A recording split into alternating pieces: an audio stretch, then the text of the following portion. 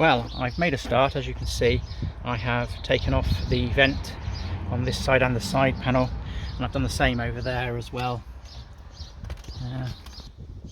You can see, so they're off. So I'm on my way to digging into the, and I've taken that top bit off. I haven't done the speaker yet, but I'm on my way into digging in to remove the blower motor. However, they say if you want something done quickly, ask a lazy person. And I really don't want to remove that lower glove box and that upper glove box and that bit there and that bit there. It just looks like a right workup. And to me, through this little thing here, which is one of the clips for the Range Rover sign, I can see the bolts that need removing. Let's see if we can see them. There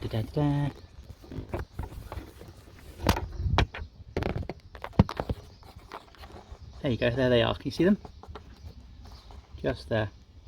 So those I can see through there. So I'm going to drill some holes in here, because you don't see that afterwards with the Range Rover sign. If I can drill a hole big enough to get a socket through, then I can remove them without taking off. And it looks like there's enough wire, I can just get this up a bit to disconnect the airbag. So if I can do that, I'll save a lot of time. You won't see this video if it doesn't work.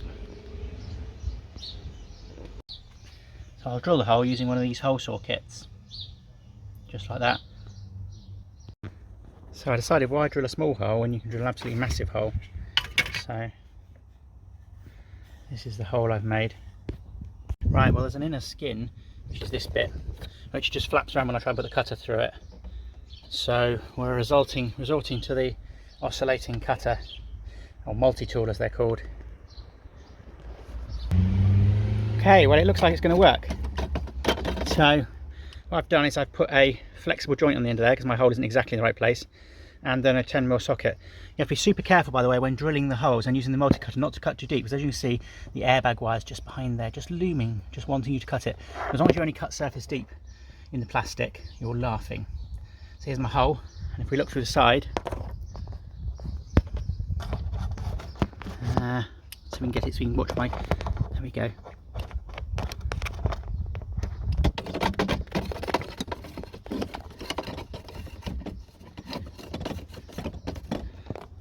And there you go, look, it's on. So it looks like, and you can actually reach through here with your hand to grab two pieces, or borrow a child with small hands. It looks like we're going to be able to do it. The next thing I'm going to do to prevent a royal cock up is I'm going to put some super glue into the socket and then leave it on the bolt in there for some time. And then when the bolt comes out, it won't fall out. And there you go, still stuck on the end of it. And this is fairly risk-free, as long as you don't cut through the airbag. The worst that's going to happen is this bloody screw is going to fall off and land there, in which case you'll just either be able to recover it, I don't know if it's magnetic or not, or you'll have to still do what you would have had to do anyway and take the glove boxes out. So it's worth a go, I reckon. And so far we've got one out. And that's both of them out now, with a magnetic stick on standby just in case, but they both came out with super glue holding them in nicely as they came out. So you can see now the mount is free. So I don't think I need to remove the glove box now. It looks like there's enough wiggle room on that wire to undo the clip once the dashboard's lifted. So that should save me ages of removing both glove boxes and the floor and all that crap. So I'm quite pleased with that. All that time for just a little hole. Well, little-ish. What size did I make it? People are bound to ask what size my cutter was. Let's have a look. It was 44mm. There we go. And I kept putting up this plastic shroud to check that you couldn't see where I cut it. And if you see where it is, just above and just below the centre screw and above the latch, like that. As I say, the inner I had to cut with the multi-tool. And the answer as to can you reach the airbag plug after you loosen all the rest of the dashboard screws? Yes, you can. There it is. Plenty of wire. So really, Range Rover should have made this hole for us in the first place, because it's a very mean situation to have to remove all that stuff just to undo those bolts when they've made the cable long enough to reach. There you have it. If seeing is believing is one, you're one of those seeing is believing type of people, here's the dashboard. And here are the glove boxes, still happily sitting where they were, and the kicker board and the side panel.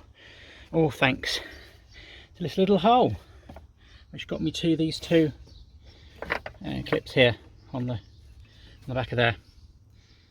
Excellent. Job done. well, not job done, because now I need to dig out the old bloody dashboard to find the blower, but you know, save some time.